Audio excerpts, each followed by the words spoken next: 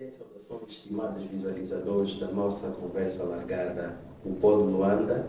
Hoje, estimados visualizadores, nós temos a elevada honra de recepcionar o diretor do Gabinete Provincial para o Desenvolvimento Econômico Integrado, Dr. Dorivaldo José Adão, em que devo interessar desde já os meus excelentes agradecimentos pela sua honrável presença.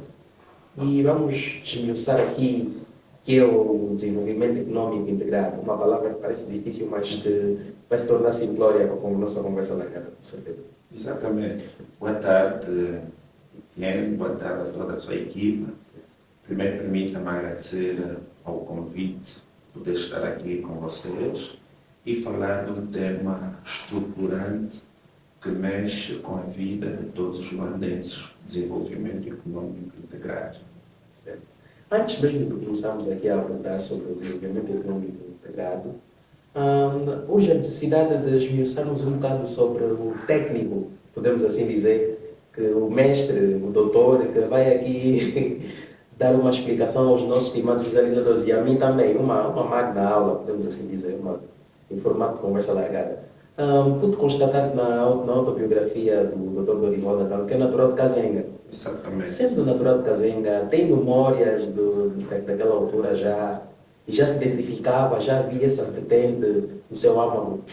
Bom, eu, tal como fizemos referência na nossa autobiografia ou biografia, eu chamo Dorivaldo Adão, Dorivaldo José Adão, e sou obviamente natural de Kazenga, nasci e cresci no município de Kazenga e tenho boas memórias do município em referência. Refiro-me especificamente ao Largo, por exemplo, de Curtume, refiro-me especificamente ao 4 de Fevereiro, uma zona histórica, quer para a província, quer para a República de Angola, onde, quando mais pequeno, dirigíamos para jogar futebol, dar nota que antes de estar aquele monumento histórico, aquela zona era uma zona onde se jogava futebol. Tinha ali um campo de futebol em que quase todos os finais de semana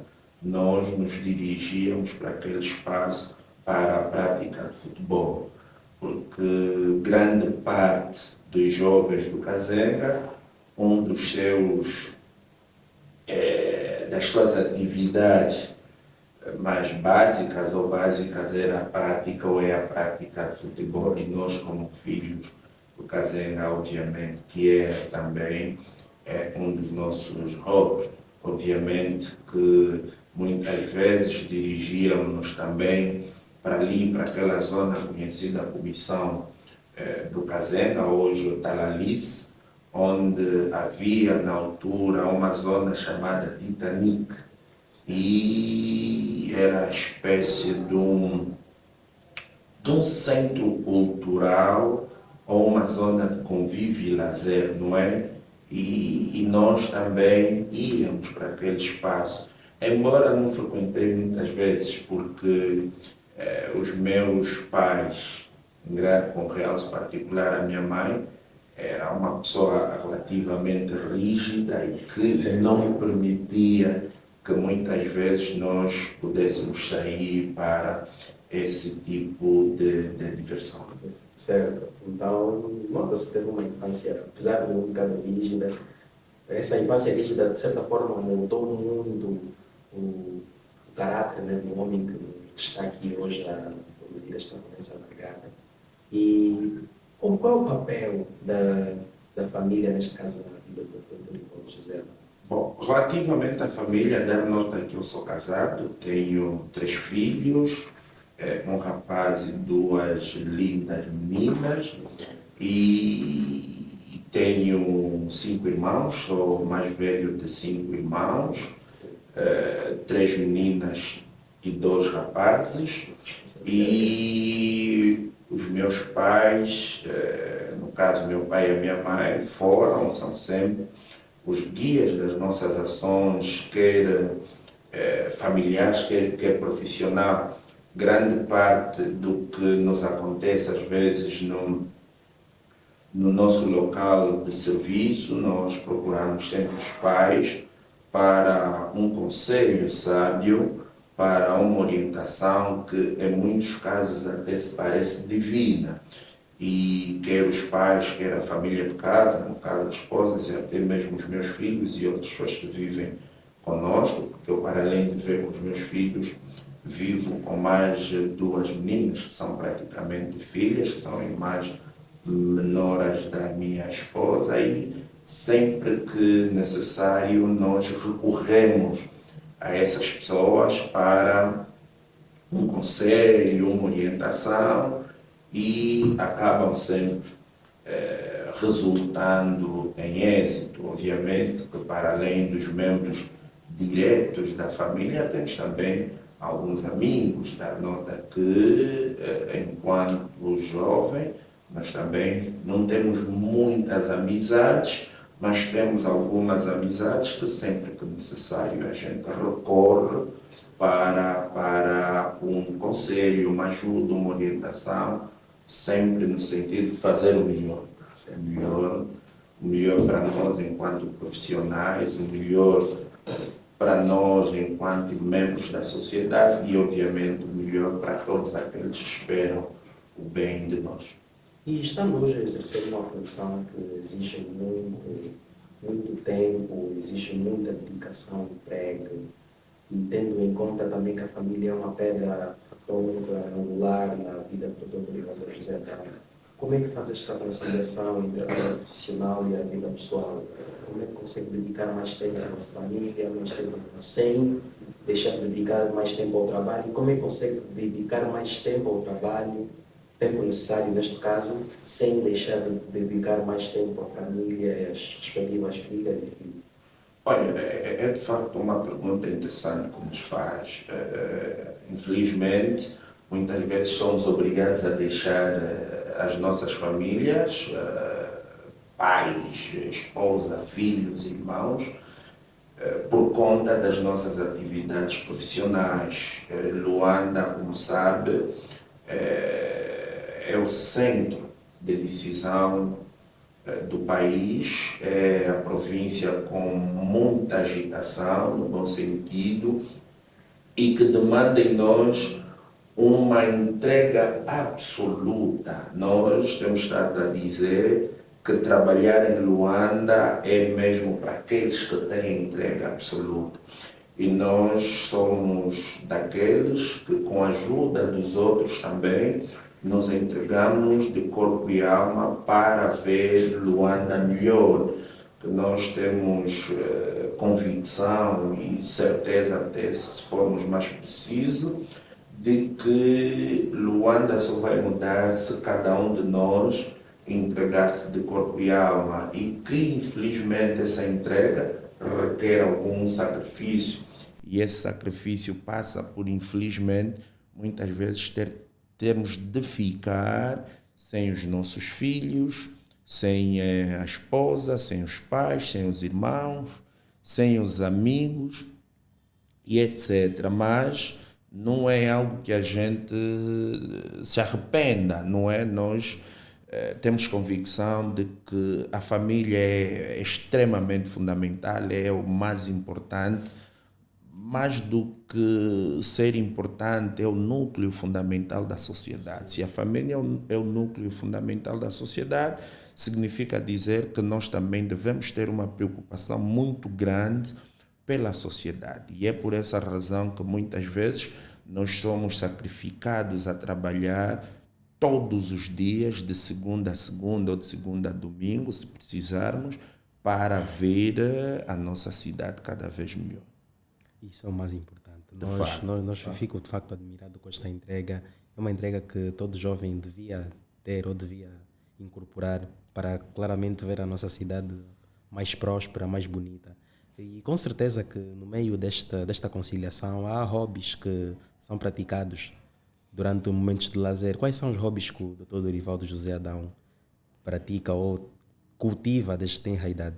Tal como disse no princípio da nossa conversa, eu gosto de jogar futebol. Até hoje? Até hoje. Sim.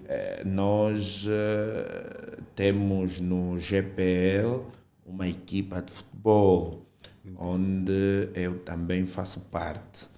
E tenho, não é, no bairro em que vivi antes de mudar para a casa pessoal, em Viana, lá com os vizinhos da mãe, temos também uma equipa de futebol que aos domingos, sempre que temos tempo, a gente dá uma corrida para lá, para jogar futebol, nem que for por 30, 40 minutos, e depois saímos se tivermos uma outra ocupação. O outro nosso hobby, precisamente, eu gosto mais de ficar em casa a ler. Eu tenho em minha casa uma pequena biblioteca com bons livros, e em grande maioria livros de economia. E eu prefiro, em muitos casos, quando estou em casa sem muito por fazer, que também é difícil. É difícil hoje não ter o que fazer. O nosso tempo é cada vez mais escasso, mais diminuto, é o recurso esgotável, mas fico sempre a ler, sempre que posso. Eu leio um livro, tenho sempre um livro no carro, tenho sempre um livro no gabinete e sempre que necessário faço consultas acadêmicas e não só, usando o telemóvel, mas no meu tempo livre dedico mais a essas ações. Bem, estimados visualizadores, podemos aqui constatar que o nosso convidado, Dr. Dorivaldo José Adão, não faz só uma conciliação a nível profissional e pessoal, também faz uma conciliação a nível físico, não é? E mental, pois pratica exercícios físicos através do futebol e faz a constante leitura, que é de facto recomendável, e exercício mental também. E pude notar também que o Dr. Dorivaldo José Adão é docente, está na docência e é doutorando. Exatamente. Doutorado, já não é doutorando. Não, doutorando. Doutorando ainda, está no processo. Exatamente, sim. Eu tenho licenciatura em Economia e Gestão, tenho mestrado em Economia de Empresa e Meio Ambiente pela Faculdade de Economia da Universidade Agostinho Neto. Estou também nas vestes da próxima defesa do mestrado em Finanças Empresariais pela Universidade Jean Piaget de Angola, que é a universidade de base. Tenho uma pós-graduação em Didática do Ensino Superior e uma formação na área de Economia Solidária feita pelo Banco Mundial e leciono também, com realce aos finais de semana e algumas vezes no período noturno, para poder mesmo conciliar, tirar do livro e levar para a vida prática aquilo que a gente de facto faz. Portanto, e obviamente, né, sou doutorando em Economia pela Universidade Agostinho Neto, pela Faculdade de Economia desta universidade. Bem, nós agora notamos aqui que o Dr. Dorivaldo tem uma vasta formação acadêmica, tem um vasto currículo e hoje em dia nós vemos que há essa desvalorização da formação acadêmica, principalmente por parte dos jovens, há essa desvalorização, há essa preguiça em materializar o estudo contínuo. Então, de onde surgiu essa motivação? Por que o Dr. Dorivaldo decidiu? Desde muito cedo, os meus pais me educaram que a única alternativa da gente poder chegar onde a gente quer é pela via do conhecimento. E sendo assim, nós, desde muito cedo, olhamos pelos estudos como a alternativa viável para qualquer que sejam os nossos sonhos. Obviamente que nem todos, não é, conseguem chegar onde almejam pela via do estudo, mas nós defendemos que 90% daquilo que o jovem quer deve necessariamente passar por uma formação acadêmica. Nós, os jovens, precisamos estudar sempre, porque não basta a gente reclamar por oportunidades, não basta a gente reclamar por melhores condições, sem que a gente tenha de facto o estudo como a porta viável para o alcance de tudo que a gente quer. E aqui nós aproveitamos os vossos microfones para fazer mesmo este apelo. Os jovens, e não só, devem estudar. Só se muda uma sociedade com conhecimento. Fora disso, nós vamos continuar, ou as pessoas vão continuar a ser imitadores, repetidores de ações que muitas vezes têm impactos reais, porque não conhecemos. Quando nós não temos conhecimento, e a Bíblia é clara, nós também temos uma vertente religiosa, toda a família católica, e obviamente nós também, há uma passagem bíblica que diz muito bem que as pessoas, a nossa sociedade se perdeu por falta de conhecimento. Obviamente, significa dizer que desde os primórdios, o estudo, o conhecimento fez e fará sempre parte do desenvolvimento de qualquer sociedade.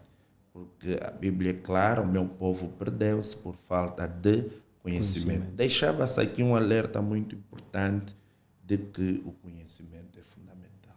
Estimados visualizadores, o nosso estimado convidado não tem apenas conhecimentos econômicos, mas também conhecimentos espirituais e religiosos, e o que é de facto preponderante. Mas agora vai aqui a minha questão. De onde surgiu o interesse pela vertente econômica?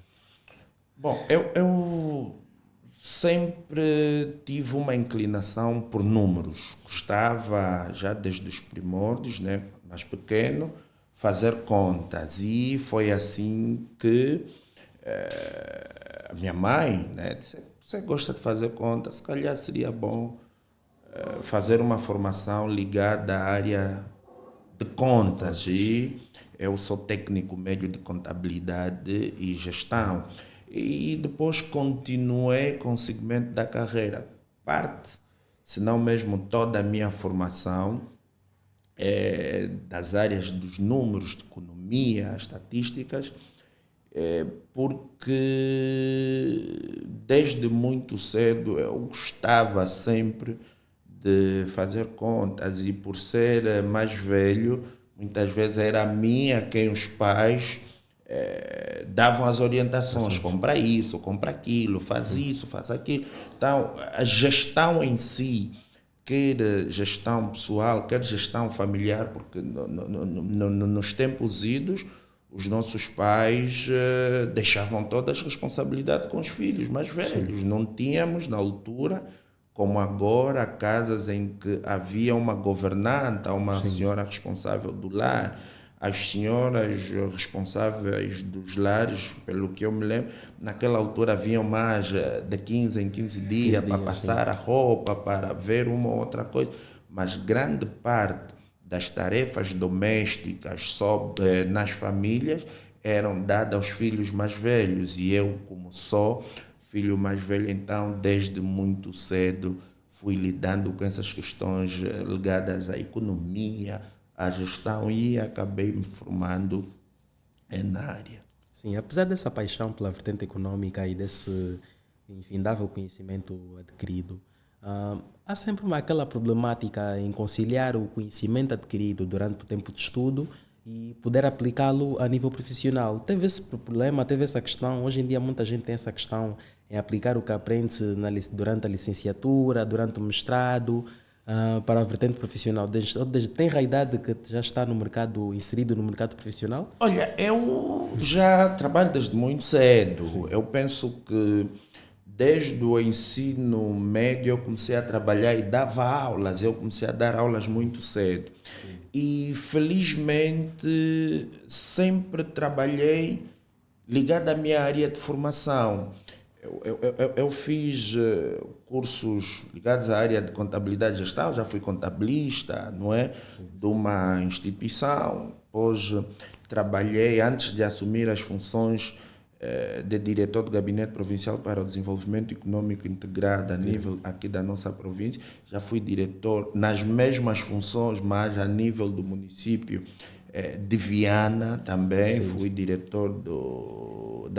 Fui diretor de promoção e desenvolvimento econômico integrado a nível do município de Viana. No ano, penso que entre 2010 e 2011, eu havia feito 2 concursos públicos no Ministério da Reinserção Social, precisamente no INAC, e no Ministério da Educação. E tive a sorte de ter sido aprovado para os 2 concursos.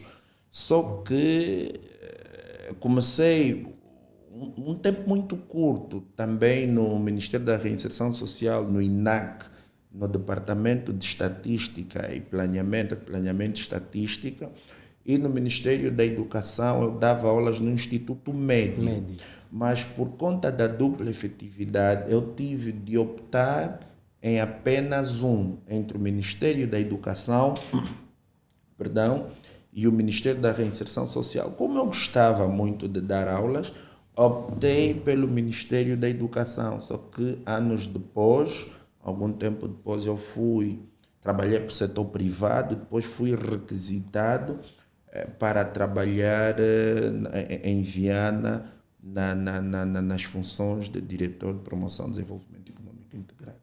Então, ou seja, o desenvolvimento econômico integrado, neste caso, já está inserido em sua vida. Faz tempo. Sim, faz tempo. Então já esse conhecimento, ou seja, as funções que exerce hoje são de facto meritocráticas. Eu penso que sim. Eu penso que as funções são meritocráticas, né? Mas mais do que eu próprio definir se é por mérito, eu acho que este lado seria bom que fossem as pessoas a falar. Mas dar nota que quando das minhas funções de diretor municipal de desenvolvimento econômico integrado em Viana, nós dirigíamos já variadíssimas ações econômicas. Vou lhe dar um exemplo. Viana, até antes da divisão político-administrativa, era o município mais industrial do país. No município de Viana, nós temos até agora o PIV, que é o Polo Industrial de Viana. Tínhamos a ZE, que é a Zona Econômica Especial. E tínhamos uma atividade econômica muito ativa em várias partes do município. E nós conseguíamos, quer com a ZE, quer com o PIV, quer com essas unidades econômicas, manter uma boa relação. Nós, enquanto diretor no município de Viana, desenvolvemos um projeto econômico que era denominado Linha Verde. O que é que essa linha verde fazia? A linha verde era um mecanismo em que os empresários, para tratarem atividades relacionadas com fomento da ação empresarial no município, não precisavam passar por um conjunto de burocracias que hoje o nosso sistema ainda tem, embora já é relativamente reduzido. Não precisavam, tinham um atendimento privilegiado. E por conta deste atendimento, nós conseguíamos muitas vagas de emprego para jovens. Nós tínhamos um contato direto com muitas empresas e por via dessas empresas, sempre que nós, a nível da administração municipal, quiséssemos realizar uma ação social, qualquer que fosse a ação, nós tínhamos sempre um leque de empresários com quem a gente contava, não para iniciativas particulares, como muitos às vezes fazem. Não, nós e as pessoas que estão aí são testemunhas. Nós, quando quiséssemos realizar ações de beneficência e outras, nós recorríamos a essas empresas. Só a título de exemplo, quando deu-se a Covid em Angola, nós conseguimos mais de 10 mil máscaras e perto de 5 mil se me permite a expressão, bidões, né, de álcool em gel, tudo de graça, sem nós termos que usar qualquer que fosse o tostão pela cidade da China na altura. Através dessas empresas. Através dessas empresas. Nós conseguimos na altura, para apoiar os nossos lares, perto de 100 ou 150 sacos de arroz, sacos de feijão, e levamos toda essa comida aos diversos lares que compunham na altura o município de Viana, e apoiamos também muitos dos nossos funcionários de base, aqueles que tinham mais necessidades, com esses meios, e alguns conseguiram lidar melhor com a Covid, porque eu na altura, obviamente, com orientação do então administrador municipal, conseguíamos vários apoios, e depois fomos convidados a trabalhar aqui na província de Luanda, já nas vestes de diretor provincial, e as ações vão um bocadinho por este lado, que é apoiar a classe empresarial da província.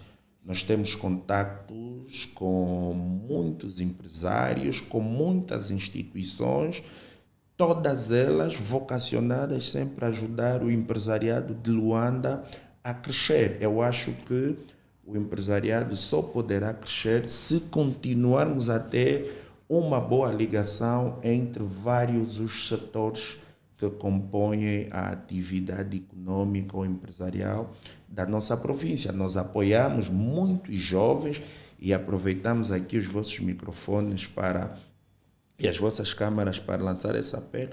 Todo aquele jovem que tem intenções de se formalizar, acorram ao nosso gabinete, e nós estamos aqui para ajudar o processo de formalização da atividade econômica. Temos contactos com muitas instituições, e todas elas, sempre que a gente bate a porta, nos têm ajudado. E quando a gente vai bater essas portas, obviamente pedimos uma orientação, quer a Sua Excelência o Senhor Governador da província, enquanto gestor de todo o processo, quer a Sua Excelência os Senhores Vice-Governadores para os vários setores, desde infraestrutura, político e social e econômico, na qualidade de gestor do pelouro da área econômica da província, para a gente resolver esses problemas. Ainda agora realizamos uma ação muito frutífera com o INAPEM, que é o Instituto que apoia as iniciativas das micro, pequenas e médias empresas, e os jovens precisarem sempre de um apoio nosso, de um apoio GPL na vertente econômica. Nós estaremos sempre abertos para ajudar. Mas atenção, nós queremos jovens que criam empregos,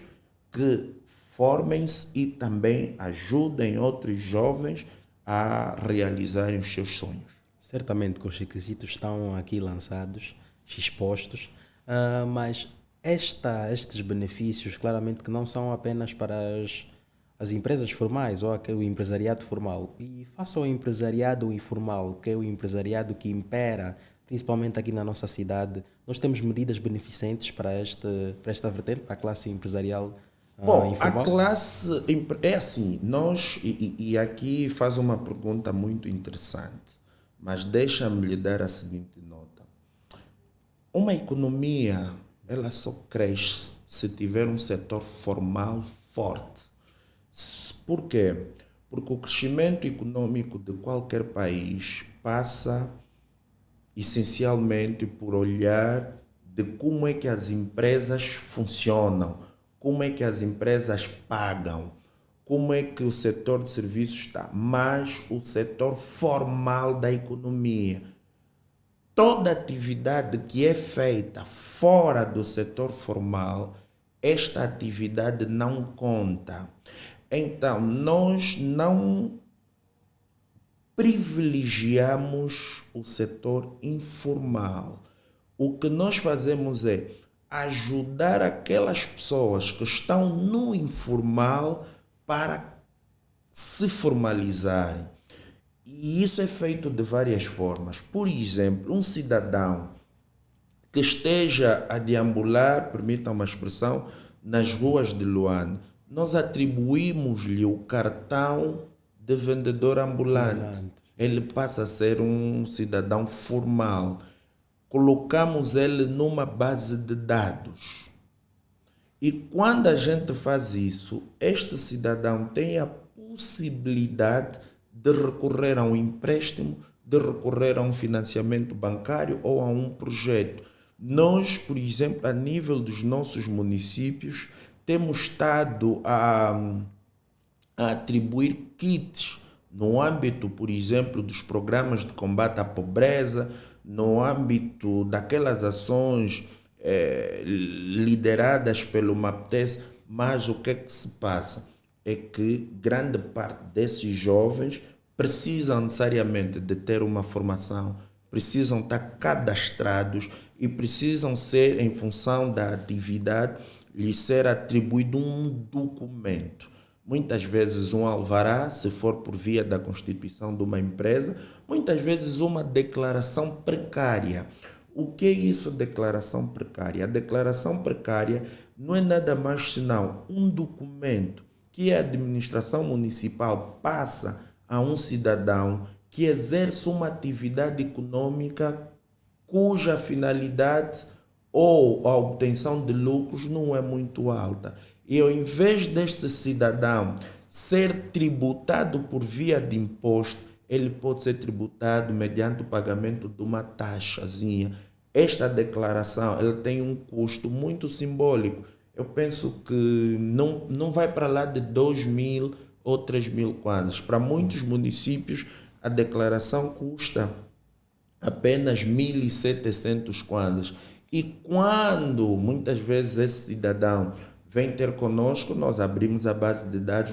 Não, este já consta da nossa base, pode participar dessas ações de beneficência de meios no âmbito dos programas de combate à pobreza, que visam essencialmente dar mais emprego aos jovens, não é? E garantir que os jovens façam os seus negócios. Sim, mas ainda temos algumas lacunas que nós podemos verificar a nível do mercado informal comercial, né, aqui na nossa capital. Temos sim, senhor. Sim. Temos muitos desafios ainda. Olha, quais são as soluções que têm sido concedidas para esses problemas? A primeira grande solução foi exatamente o desenvolvimento de um programa. Nós, governo da província de Luanda, temos vários programas. Dentre os vários programas, temos o programa de reordenamento do comércio. Reordenamento do comércio. O que é que este programa visa? Qual é o objetivo central do programa? É precisamente mitigar a venda desordenada que existe em tudo quanto é canto da nossa província de Luanda. Este programa visa realizar ações de inspeção ou fiscalização às unidades econômicas, empresas essencialmente, para garantir o quê? Para garantir que o funcionário tenha um contrato de trabalho. Nós temos muitas jovens que estão a trabalhar numa ou noutra empresa e o patrão ou o dono do negócio despede a pessoa quando quer e como acha. Então, nós temos estado a trabalhar para reverter ou inverter esta situação. E como é que a gente vai inverter? O funcionário tem de ter um contrato de trabalho. Sim. O funcionário hoje é jovem, daqui a 20, 30 anos não terá a mesma força física, mas precisará viver. Então, dentro do nosso programa, nós também exigimos às empresas que paguem segurança social dos funcionários. A princípio, a abrangência deste programa... O programa é vasto. Sim, está em todos os municípios. Todos os municípios. Luanda tem atualmente 16 municípios e o programa é destinado aos 16 municípios que compõem a província de Luanda. Não há município da província de Luanda que não tenha o programa PRC. Quanta importância este programa E aqui tem? permita mesmo Sim. falar um bocadinho mais do programa. O programa de reordenamento do comércio, ele não visa retirar as pessoas só de tudo quanto é canto, não. As pessoas podem vender, as senhoras devem vender, mas elas devem vender em locais próprios. A venda deve ser feita no mercado. A venda deve ser feita numa feira. A venda não pode ser feita numa pedonal, num lacil, numa estrada, num ponto em que não reúna condições para o exercício dessa atividade.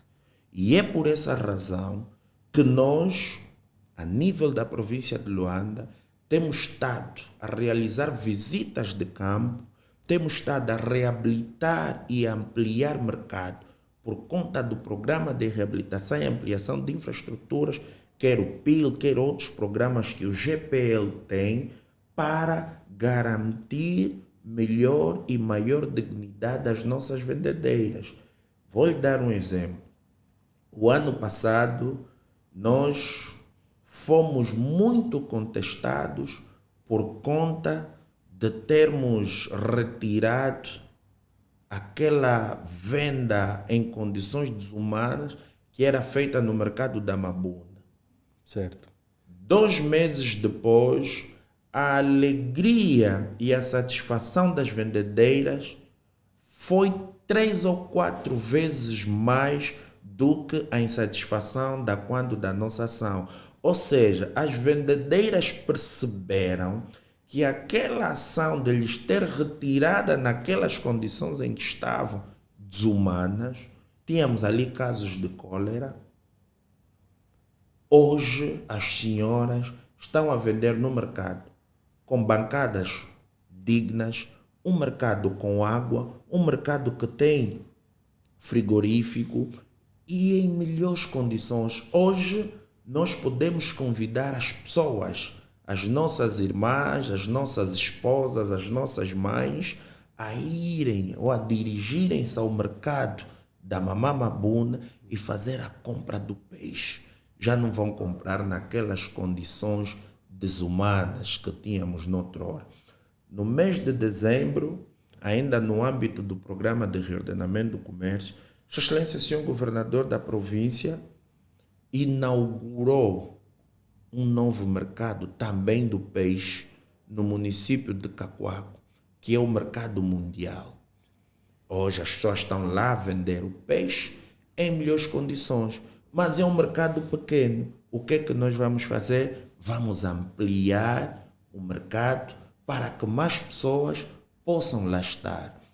Temos novos mercados em Talatona, aqui pertinho temos o mercado no São Paulo, paralelo ao São Paulo, temos o mercado do bairro Operário, mercado BO, temos o mercado do Camponês que foi construído pela administração municipal de Sambizanga e temos um programa de reabilitação de muitos mais mercados, mas com o objetivo único de garantir melhores condições de vida, obviamente, e segurança a todas as nossas vendedeiras. Vamos reabilitar o mercado dos Correios, as obras estão em curso. Vamos melhorar o mercado aqui dos congolenses. Temos um mercado na zona da estalagem, no município de Viana, com mais de 2.500 bancadas. Estamos a melhorar o acesso, tudo isso com o objetivo de garantir melhor dignidade às nossas vendedeiras. Daí a importância do programa de reordenamento do comércio a nível da província de Luanda. Quando começamos, por exemplo, com o PRC na zona do São Paulo, também fomos muito questionados, contestados, mas depois o que é que as pessoas perceberam? Perceberam que tudo aquilo que o governo da província estava a fazer era precisamente para melhorar a condição de vida das pessoas. No passado, um trajeto do mercado do São Paulo, aqui pertinho da Ende, até o município, até o tanque do Kazenga, as pessoas faziam 40 a 1 hora. Hoje, com o programa de reordenamento do comércio feito ali para aquela zona, sair do São Paulo até o município do Kazenga, as pessoas levam menos de 15 minutos. E as pessoas vão para lá e veem aquilo. Nós, passado algum tempo, já não éramos só os implementadores do programa de reordenamento. As próprias vendedeiras, os próprios funcionários das empresas é que nos convidavam, é que nos denunciavam sobre a necessidade de implementar o reordenamento do comércio na sua empresa. Porque as pessoas passaram a perceber que, afinal, o reordenamento do comércio é para melhorar a minha condição enquanto funcionário. Tínhamos funcionários que não gozavam férias. Tínhamos no município do Kazenga, quando fomos fazer trabalho de campo, e muitos outros, nossas irmãs que, quando dessem à luz, eram obrigadas a ir trabalhar 1 ou 2 semanas depois. Com o programa de reordenamento do comércio, nós revertemos isso. Obrigamos as pessoas a darem subsídio a essas nossas irmãs, a dar o descanso de acordo à legislação laboral. E hoje essas pessoas mandam-nos mensagens, agradecem-nos e pedem que o programa não pare, que seja um programa de continuidade. E vamos continuar. Relançamos novamente o programa. Tínhamos muitas vendas nas pedonais. Hoje, se passarem pelas as pedonais, sobretudo nos períodos de pico, já não vamos ver o excesso de venda em pedonais. É um processo, é uma ação que se quer contínua, sistemática, em que todos, sem exceção, devem participar. Todos, sem exceção. Mas, para além das condições que estão a ser estabelecidas pelo governo provincial, há também esse trabalho, essa parceria entre o governo provincial e esse empresariado local? Há também esse financiamento, há formas, há mecanismos de capacitação? Repare, o programa de reordenamento do comércio também é uma força de oportunidades. Muitos shoppings que foram criados nesses 2 últimos anos em Luanda foram precisamente por conta do programa de reordenamento do comércio. Refiro-me especificamente agora ao município da Camama, noutrora município de Talatona, um shopping que andou inoperante perto de 4 ou 5 anos, o Shopping Popular. Sim. Nós trabalhamos para a abertura do Shopping Popular. Criamos no Shopping Popular um posto-comando, onde as empresas não precisavam se deslocar para tratar alvará.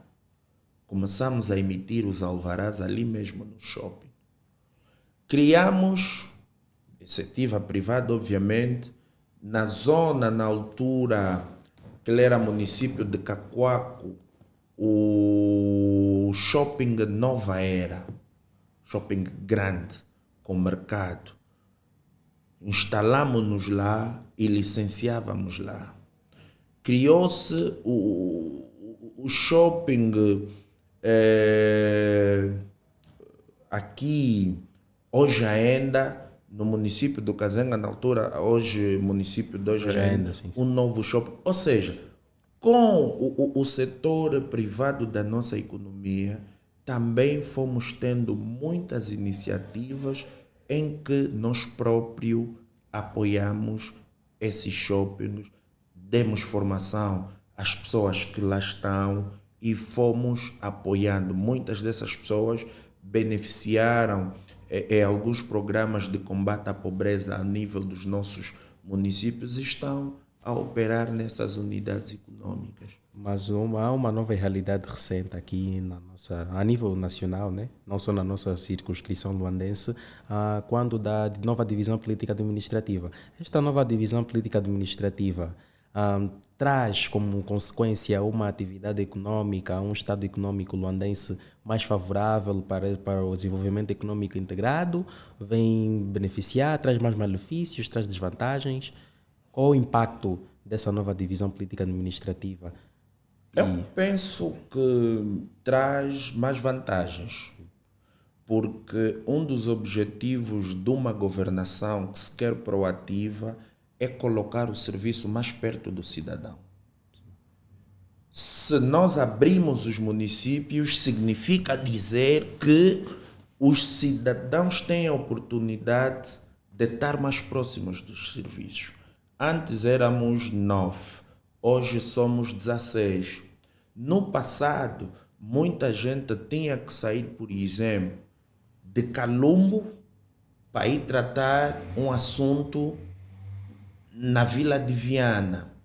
Antes, muitos tinham que sair daqui, por exemplo, em que estamos, para ir tratar um assunto nas Ingombotas ou na Ingombota. Quando temos, com a divisão política administrativa, criamos, por exemplo, a administração municipal do Rangel. Hoje, muitos que deviam ter ido às Ingombotas ou à Ingombota tratam seus assuntos aqui. Significa dizer o quê? Que a administração local do Estado está mais próxima do cidadão. Esta é precisamente, na minha percepção, uma das maiores vantagens da divisão político-administrativa. Agora, obviamente, né, temos ainda muitos desafios. A expansão da rede tecnológica para esses novos municípios tem de continuar a ser um dos grandes objetivos da divisão política-administrativa. E um outro fator que nós achamos ser um fator fundamental é formarmos cada vez mais quadros para responder às necessidades da divisão político-administrativa. Porque se tu colocas o serviço mais próximo do cidadão, significa dizer que tu tens de ter também pessoas com mais capacidades, quer técnica, quer intelectuais, né, para satisfazerem os anseios da população. Porque de nada vai valer eu ter várias administrações se as pessoas que estão nessas administrações não conseguem dar resposta a essas necessidades. Então aqui nós temos que alinhar vários fatores para que o centro continue a ser o cidadão. A divisão política administrativa, a sua principal e a melhor ou a mais vantajosa de todas, é precisamente tornar o serviço mais próximo do cidadão. Hoje temos esse reflexo. Muita gente não precisa deslocar-se de determinados pontos para tratarem um ou outro assunto. O que é que isso faz? Minimiza custos por parte do cidadão, porque uma coisa é eu sair, por exemplo, de um ponto, como disse a exemplo do Calumbo, para ir à sede da Vila de Viana, eu gastava mais tempo, quer econômico, gastava mais recursos, quer econômico, quer em termos de tempo, e muitas vezes quando eu chegasse por conta do tráfego já não conseguia o serviço. Hoje essa realidade mudou. Eu estou mais próximo do serviço, acompanho melhor o cidadão, uma outra vantagem, e como eu acompanho melhor o cidadão, estou mais próximo do cidadão. Eu sei o que é que o cidadão precisa. Se eu sei o que é que o cidadão precisa, as políticas públicas a serem gizadas por este cidadão ou para este cidadão são mais acertadas ou assertivas. Por quê?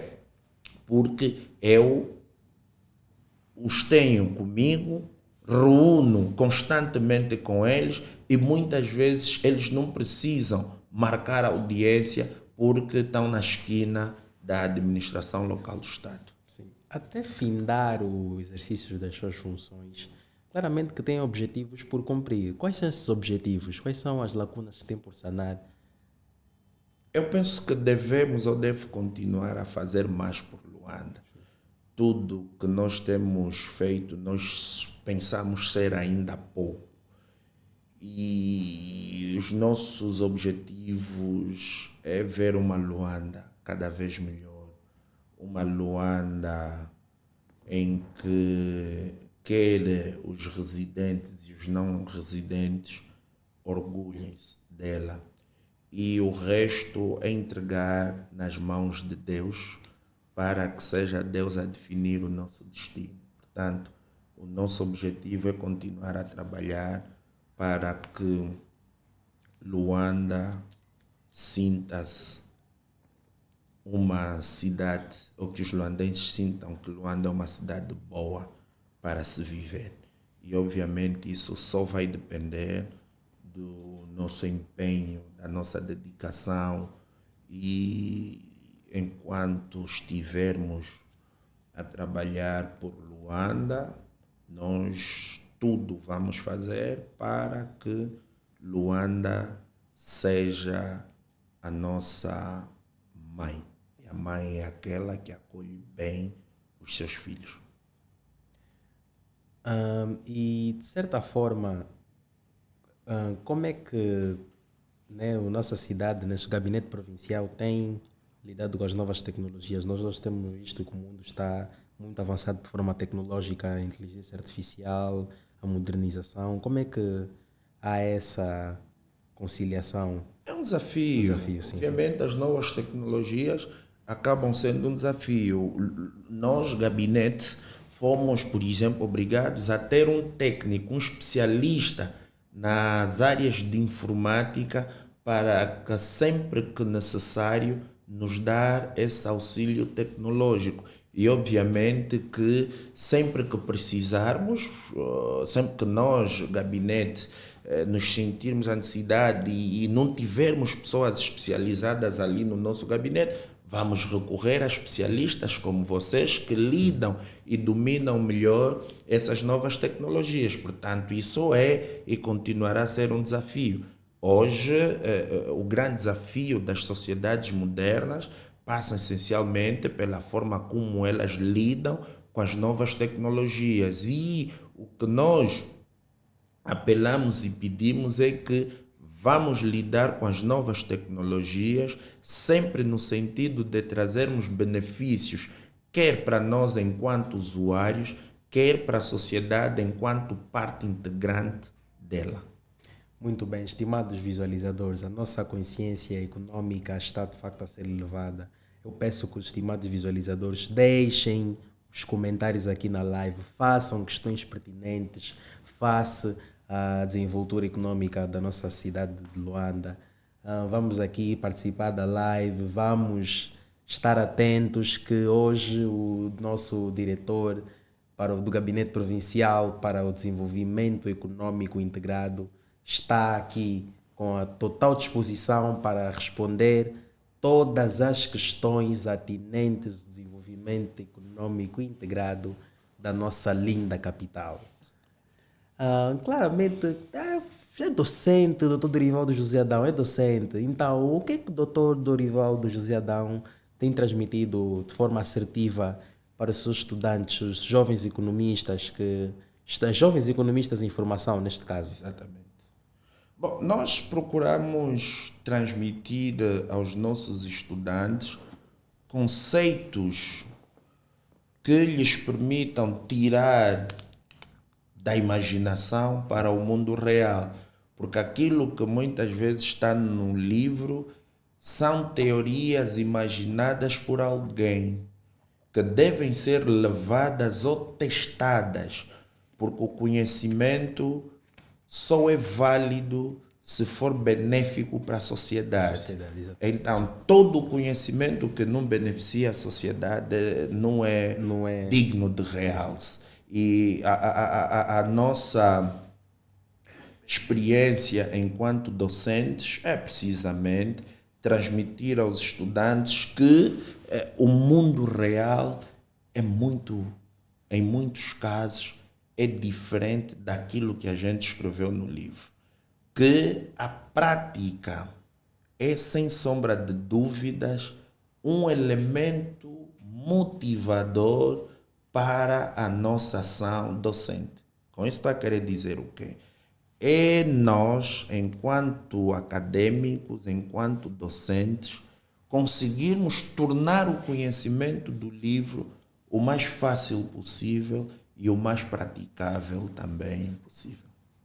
Certamente. Então, acho essa missão também de transmitir aos jovens economistas informação, a prática, a economia prática, como aplicar o conhecimento que foi aprendido de forma teórica a nível prático. E essa missão considera que tem sido desafiadora para si? Há quanto tempo está na docência? Eu devo estar na docência há 15, a caminho de 18 anos. Sim, são quase 2 décadas. Quase 2 décadas. Sim.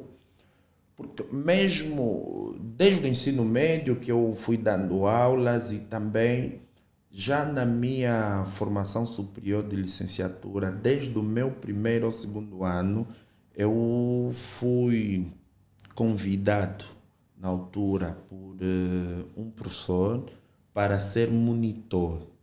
Isso penso que em 2007, 7 ou 8, e comecei também na universidade como monitor. Eu ajudava os meus colegas com as explicações, na altura na cadeira de microeconomia.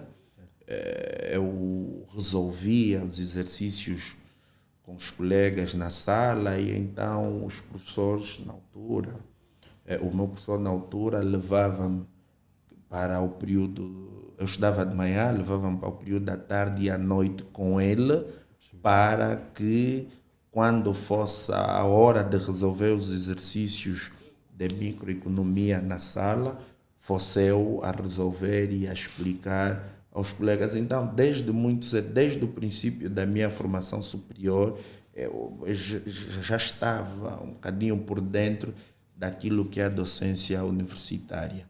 E fazendo uma análise, uma comparação da altura em que foi convidado para ministrar ou para ser auxiliar do professor doutor econômico, né? Qual é a análise que fazem em termos, naquela altura, era muito jovem, né? A nível de desenvoltura econômica luandense, naquela altura e agora, há uma diferença, há uma disparidade grande? Os contextos, nós temos que colocar a economia num determinado contexto. O desenvolvimento econômico e social, ele passa por análise de um conjunto de variáveis. Nós estávamos numa era em que a taxa de câmbio era diferente da que temos agora. A conjuntura internacional era melhor do que a que temos agora, porque há muitas situações econômicas atuais que não dependem única e exclusivamente do nosso governo. Ou seja, há questões econômicas que dependem de outros países, aquilo que em economia nós chamamos mercado internacional. Para ser mais preciso, vou dar os seguintes exemplos. Nós tivemos a altura que o preço do barril do petróleo eram 110 dólares. Obviamente, numa situação como esta, o Estado tem capacidade de obter mais receitas. Estávamos numa altura em que a taxa de inflação era relativamente mais baixa. Obviamente que o Estado tinha mais receita.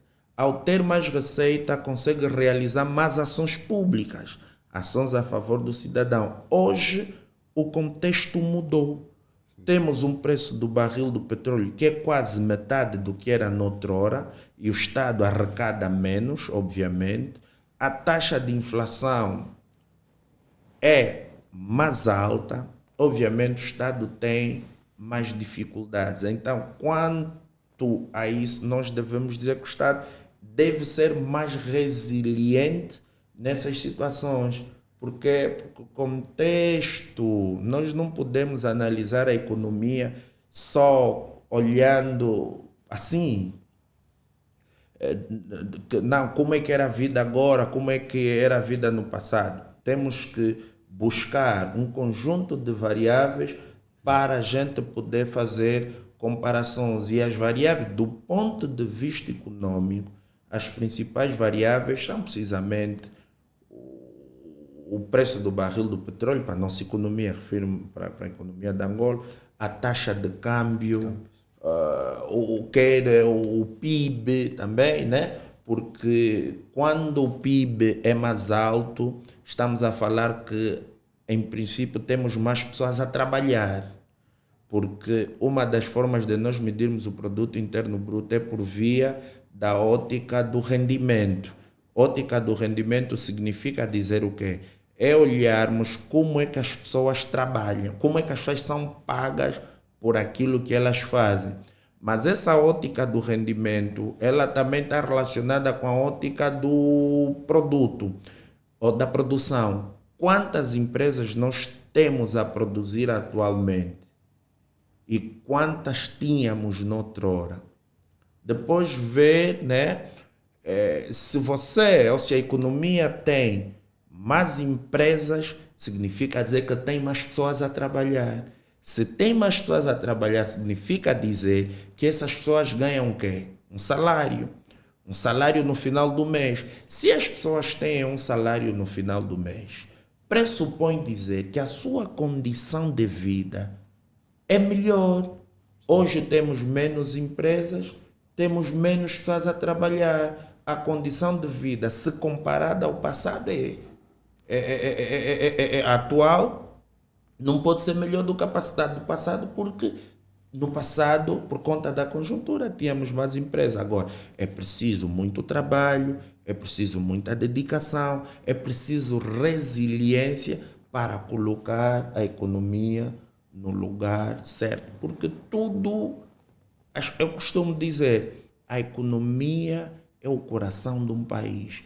Para construir um hospital precisamos de dinheiro. Temos que ter uma economia que nos proporcione este dinheiro. Para reabilitarmos uma escola, ou construirmos ou reabilitarmos uma estrada, uma ponte, um aeroporto, precisamos de dinheiro. Temos de ter uma economia que trabalha para que se tenha este dinheiro. Então, tudo gravita pela economia. Por isso é que se diz desenvolvimento econômico sustentável. É o que? O impacto que a economia tem na vida de cada cidadão. Sim. Mas agora, nós vemos que a inflação está alta, está altíssima. Não, isso não é um fator apenas luandense, mas é um fator nacional. Mas claramente que Luanda está muito concentrada em ser a capital, ser o centro de decisões tomadas da nossa nação. Quais são as medidas que têm sido levadas a cabo para a contenção desta inflação? O poder de compra dos angolanos está cada vez mais baixo? É assim. A inflação, ela tem tido uma trajetória decrescente, ou seja, está a reduzir. Para nós explicarmos o que é isso, a inflação, como é que ela funciona, nós vamos dar assim, muitas pessoas que estão a nos ver e a ouvir não são formadas em economia. São leigos. São leigos. Inflação significa dizer o quê? Quando eu digo, por exemplo, que tenho 20% de inflação, significa dizer que a cada 100 mil kwanzas, o cidadão na prática só tem 80. Porque 20% do seu poder de compra é retirado com a inflação. Ou seja, quem ganha 100 mil kwanzas com uma inflação de 20%, ele tem apenas 80. Então, é sobre esses 80 que ele vai fazer a sua planificação econômica. O que o Estado tem e está a fazer é tornar o Banco Central mais autônomo possível. O nosso Banco Central chama-se BNA. Temos que dar autonomia no BNA. Porque Qual é a função primordial? Uma das grandes funções do BNA é o controle da inflação. O BNA tem como uma das suas funções controlar e combater a inflação na economia. Como é que o banco faz para combater a inflação? Tem aquilo que em economia nós chamamos instrumentos da política monetária. Não vamos entrar assim em muitos detalhes porque não é fundamental para uma conversa como esta. Mas o que o Estado tem de fazer ou está a fazer é criar programas para que grande parte daquilo que se importa serem produzidas localmente. Quando tu produzes localmente, tu tens menos necessidade de ter divisa ou dinheiro estrangeiro para ir comprar lá fora. Se tu compras localmente, tendencialmente o preço é mais baixo, porque o produto local, por norma, tende a ser mais baixo do que o produto importado, por norma. Uma outra coisa é, grande parte dos serviços que nós importamos hoje estão a ser feitos localmente. Por exemplo, temos ali, e eu acho que é inegável, qualquer cidadão consegue perceber os grandes investimentos que estão sendo feitos no setor da saúde. Hoje, grande parte dos cidadãos não precisam deslocar-se para o exterior do país à procura de serviços médicos. Obviamente, temos o quê? Necessidade de menos divisa, menos dólar. Agora, precisamos humanizar mais os serviços. Mas todas essas ações vão fazer o quê? Vão fazer com que o cidadão consiga, de facto, melhorar a sua condição de vida. Certo, mas para que essa condição de vida seja melhorada, há necessidade também de alcançarmos a autossuficiência. Sim, a autossuficiência, é isso que estamos. Quando eu falo do PIB, estou a falar de produção interna.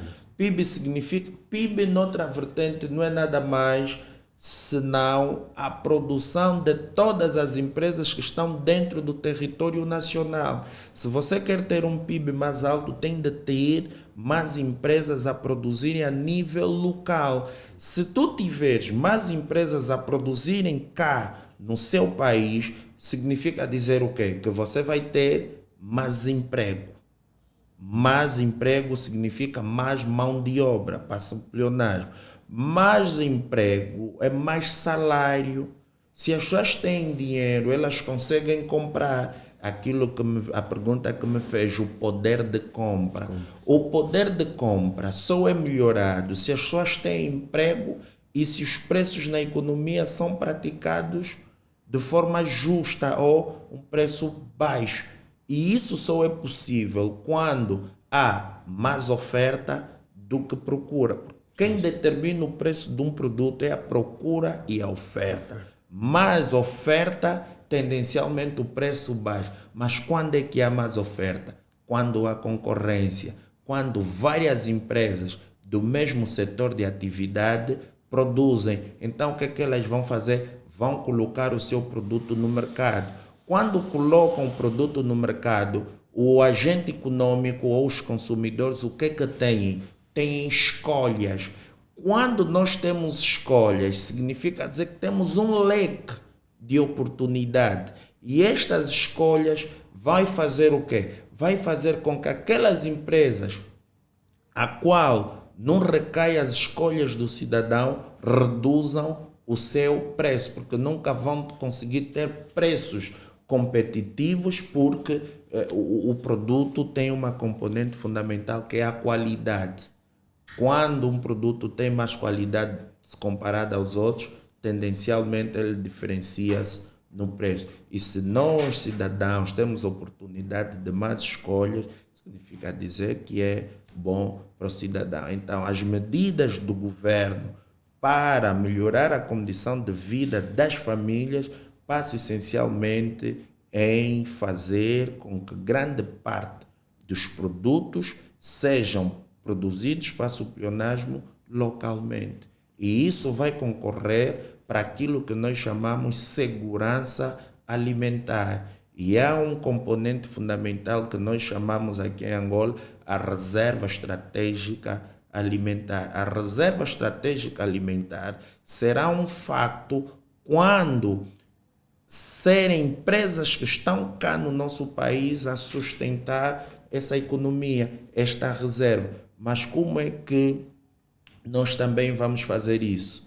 Temos que continuar a apostar no setor fundamental da economia, que é a agricultura. Não há nenhuma economia no mundo que tenha crescido que não olhou para o setor agrícola ou o setor primário da economia como sendo a fonte do desenvolvimento. Aliás, o fundador da nação teria dito muito bem: a agricultura é a base, a indústria o fator decisivo. É importante que se tire o produto do campo, que é a base, e se leve à indústria para ser transformado. Quando eu tiro a manga do campo, levo para a indústria, transformo, resulta em quê? Em sumo. Quando eu tiro a batata do campo, levo para a indústria, transformo, resulta em quê? Em fuba, etc, etc. Ou o milho do campo, transformo em fuba. É isso que o fundador da nação terá dito de forma assertiva, que a agricultura é a base e a indústria o fator decisivo. Outro aspecto, os serviços. Nós temos um ditado que a vida faz-se nos municípios. Se a vida faz-se nos municípios, significa dizer que eu tenho de colocar o serviço mais próximo do cidadão. Sim. A economia tem de estar mais próxima do cidadão. O cidadão tem que ter facilidade em tratar documentos. Para que isso aconteça, é fundamental que se tenha, sim, a divisão política administrativa, porque se a vida faz-se no município, o serviço tem de estar próximo daqueles que estão nos municípios, que são, obviamente, os cidadãos ou as populações. E, certamente, face ao fomento, né, da concorrência, o gabinete provincial tem aliado estratégias. Temos, obviamente. Uma das grandes estratégias passa mesmo do acompanhamento que nós temos feito à classe empresarial. Aliás, disse aqui no início da minha intervenção, da nossa intervenção, o programa de reordenamento do comércio. É precisamente uma estratégia que o governo, a nível macro, no caso o governo da província de Luanda, a nível macro, gizou, e nós, a nível do gabinete, a nível micro já, temos estado acompanhando. Nós, gabinete, somos a coordenação executiva do programa, e com o nosso coordenador do programa, que é o vice-governador agora para o setor econômico, temos, obviamente, acompanhado.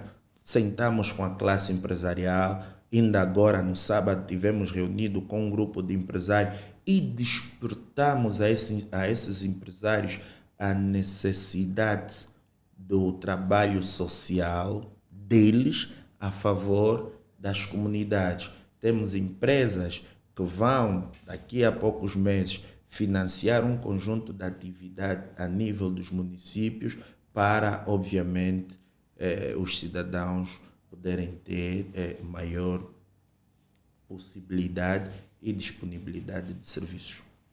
Certamente. Nós também hoje verificamos que existem muitas vendedeiras no mercado informal, como as nossas mamães zungueiras, certamente. Para além dessa mudança de local de venda das mesmas, há também essa elevação da consciência das mesmas, porque muitas delas permanecem leigas também face ao local que devem fazer a comercialização dos seus produtos. Nós, em alguns dos nossos mercados, temos escolas de alfabetização. Sim.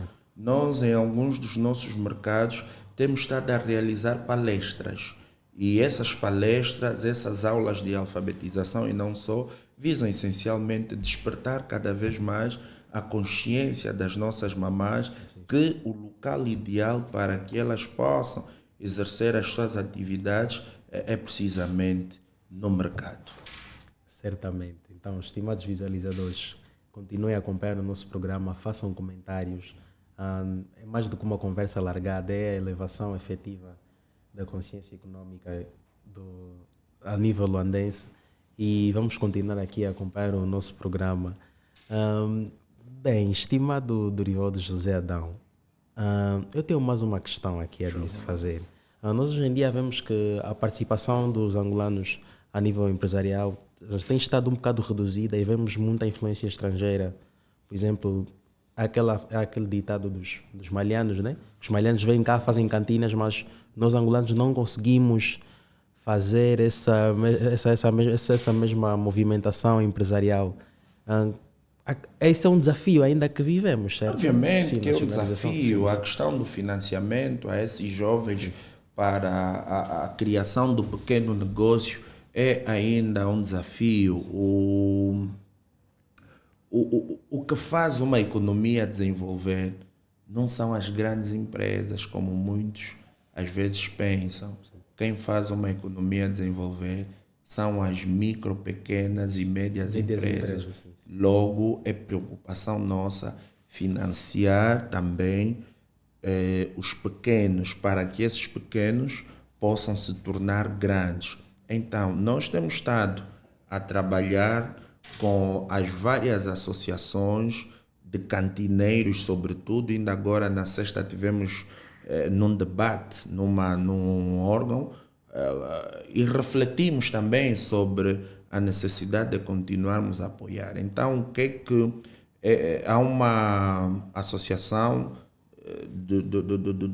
dos cantineiros que está a desenvolver um projeto, que é a Cantina do Meu Bairro. Sim. Essa Cantina do Meu Bairro é um projeto de jovens angolanos e para angolanos, sem xenofobia. Sim, certamente. Mas que visa essencialmente apoiar jovens angolanos com atividades voltadas ao segmento das cantinas.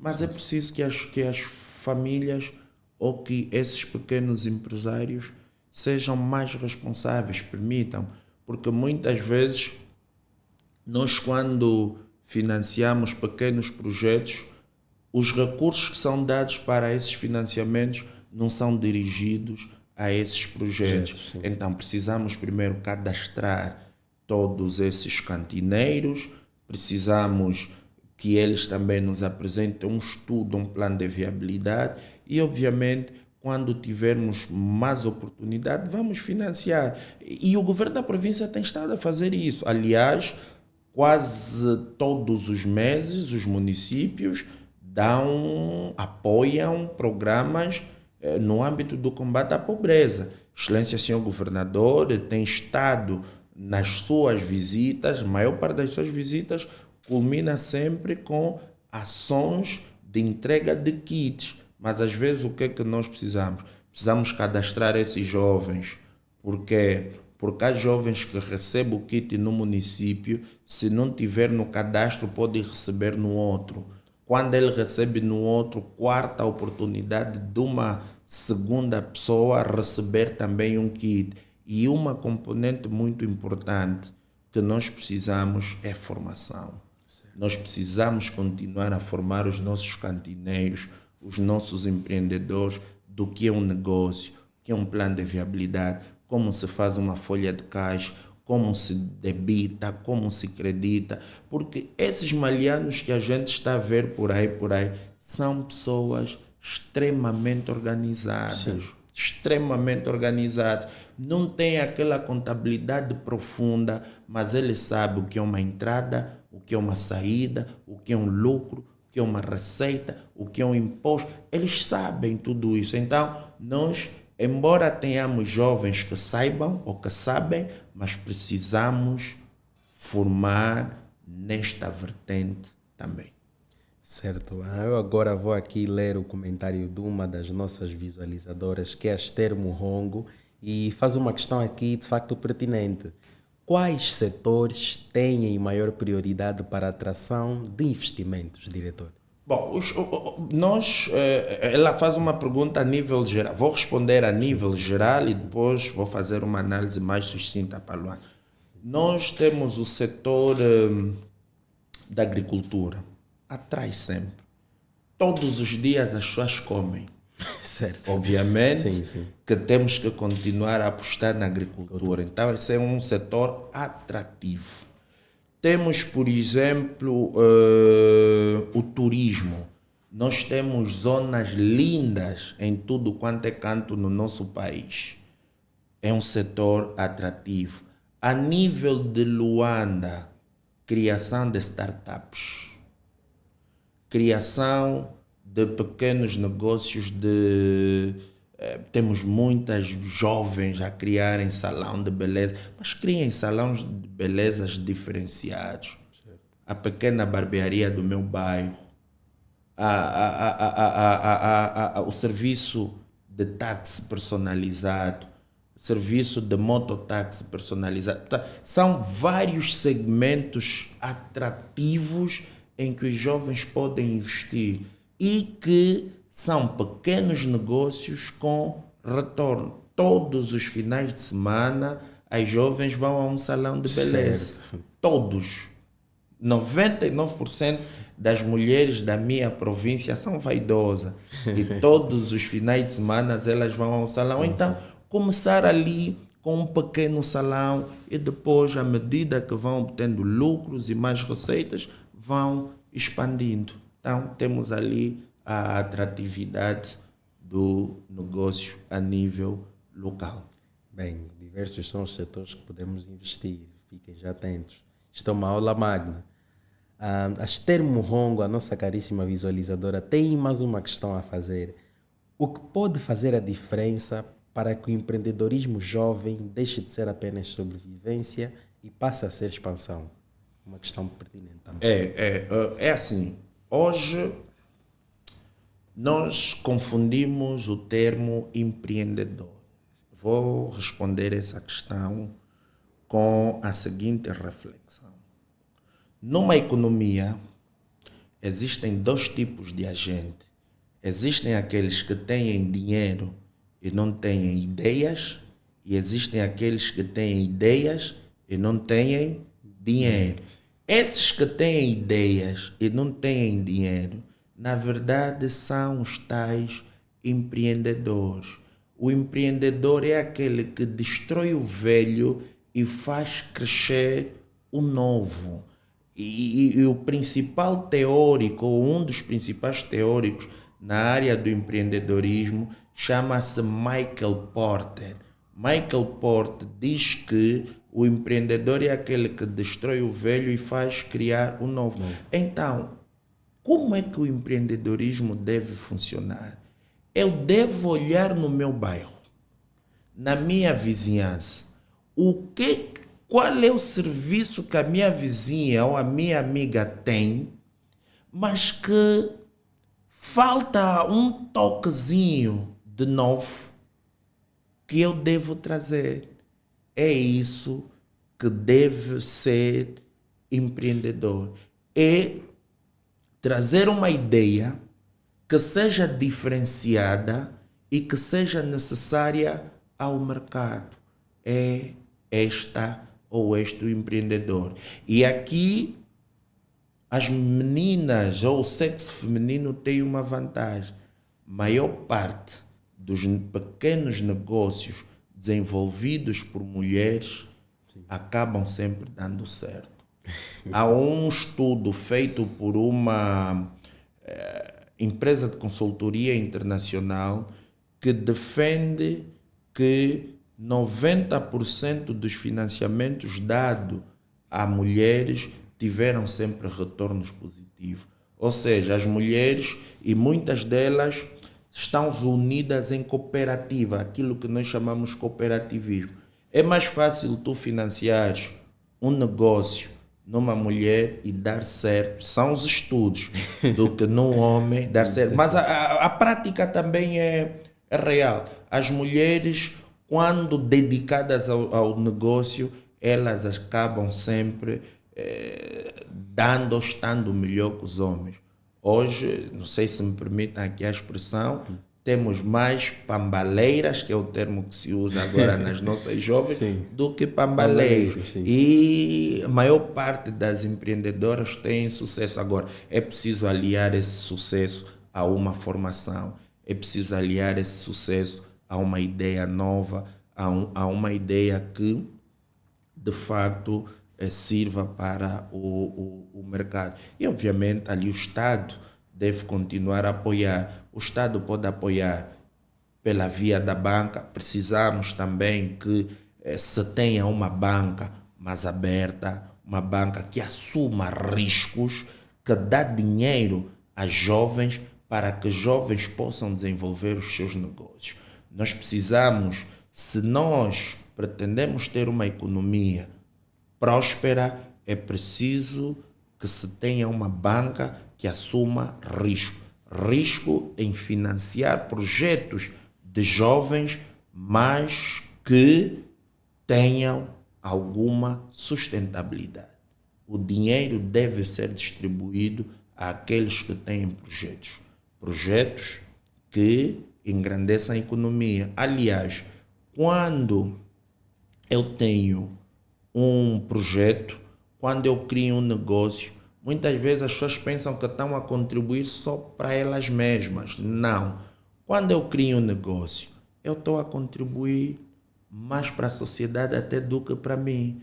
Por quê? Imagine que eu tenha uma cantina e nesta minha cantina eu não tenho tempo porque tenho que estar no gabinete provincial.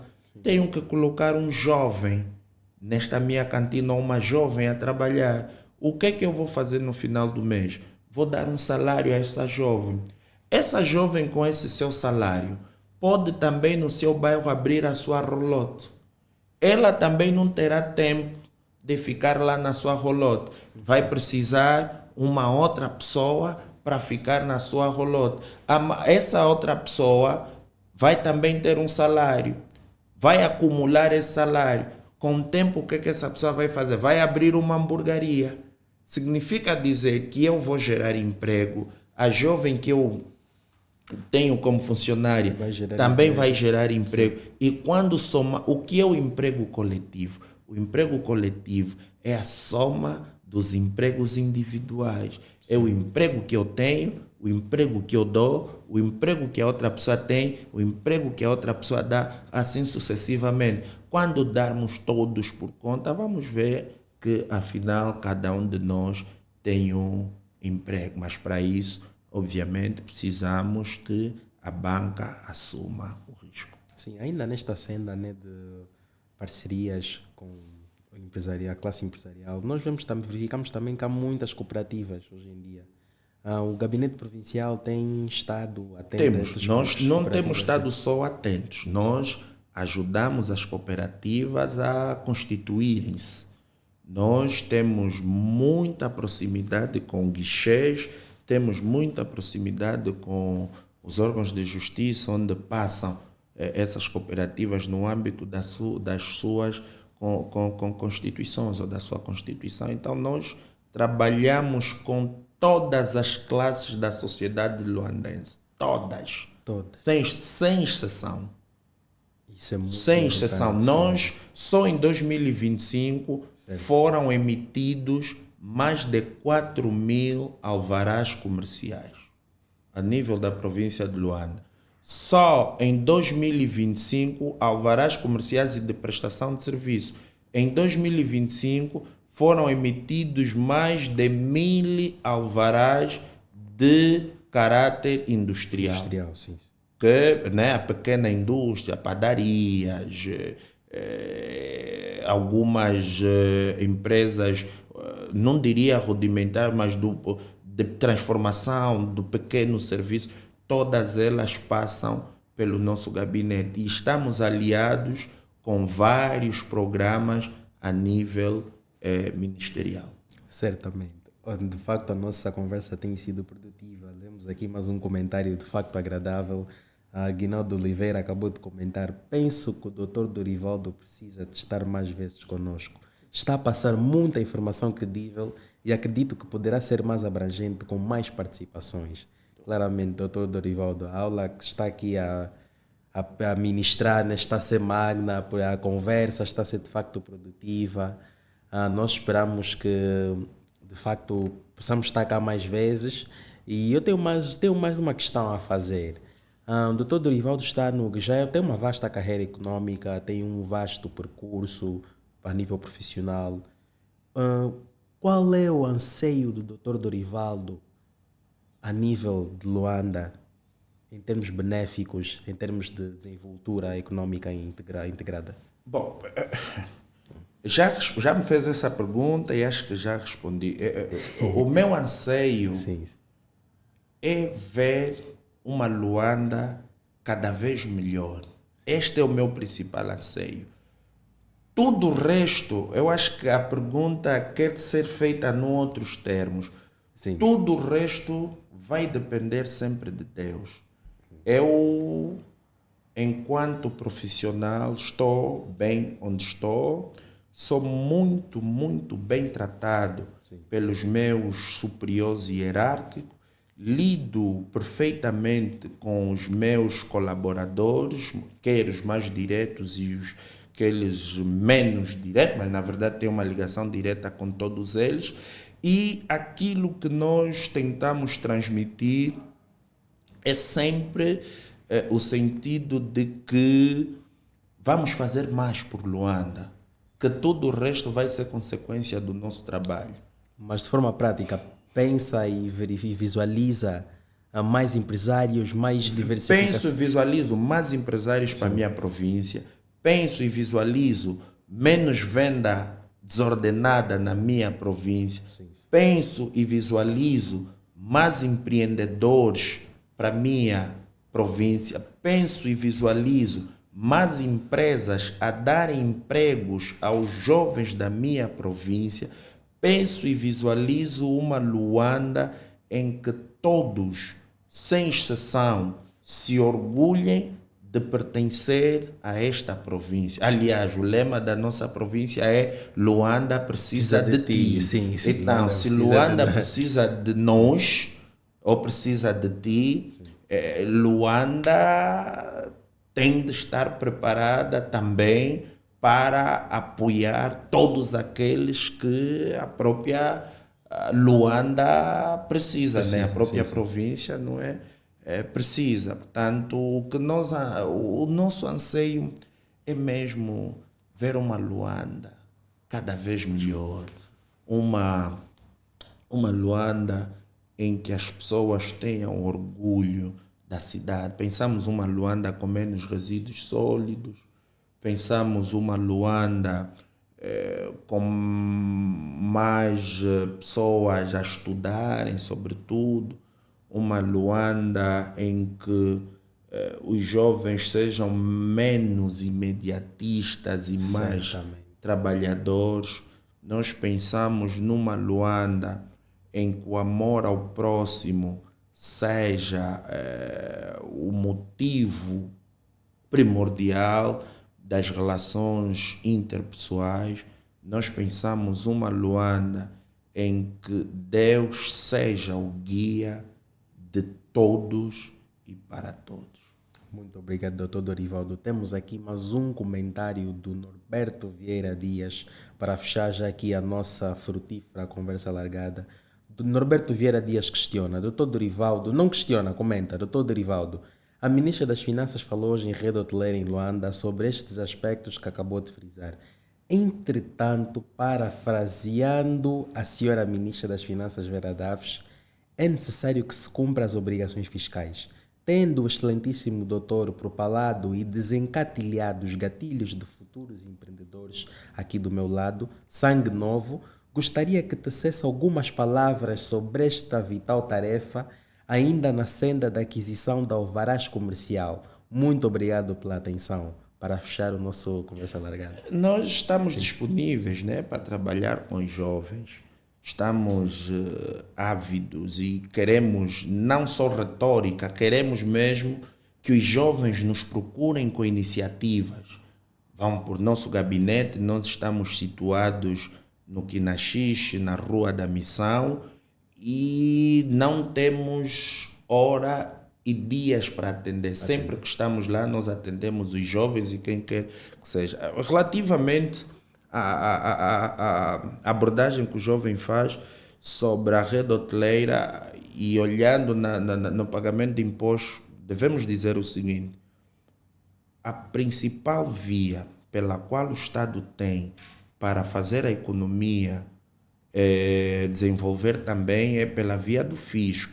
Não precisamos, né, obviamente, ter taxas de imposto muito agressivas. O imposto é a principal fonte de obtenção de receitas do Estado. É importante que se diga isso. E é pela via do imposto que o Estado consegue realizar um conjunto de atividades. Mas para isso precisamos nos organizar cada vez mais e para muitos casos nem vamos precisar pagar impostos, vamos precisar é aplicar taxas. Porque há diferença entre impostos e taxas. Os impostos, por norma, recaem sempre sobre o rendimento das pessoas. E já as taxas é um valor prefixado sobre um determinado serviço. Dito assim em miúdos, sobre um determinado serviço, mas que é uma área vital para a nossa economia, é uma área vital. E a rede hoteleira, obviamente, falamos aqui do turismo. Não podemos falar de turismo se não termos uma rede hoteleira capaz de corresponder às exigências do turista. Onde é que o turista vai dormir? Tem de ir a um hotel, obviamente. Então precisamos organizar este segmento para que a economia cresça. E quando tivermos tudo isso organizado, é aquilo que as pessoas, em outras palavras, dizem: diversificação da economia.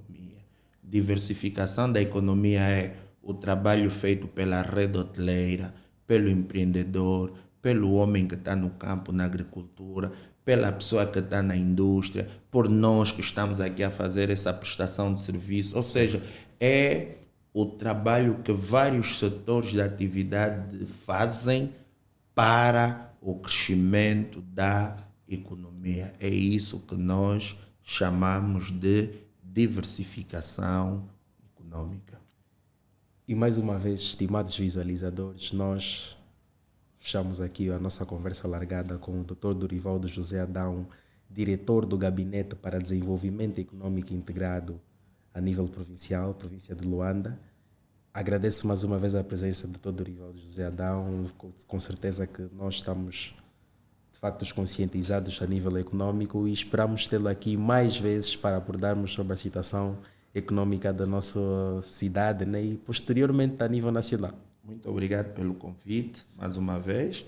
Estaremos disponíveis sempre que necessário para ajudar a descortinar alguns temas sobre a nossa economia e também parabenizar-vos, né? Jovens, eu gosto muito de trabalhar com jovens, mas bastante profissionais, e vamos pedir a Deus que vos dê mais força, mais visão e que essa visão se transmita para toda a sociedade. Nós agradecemos.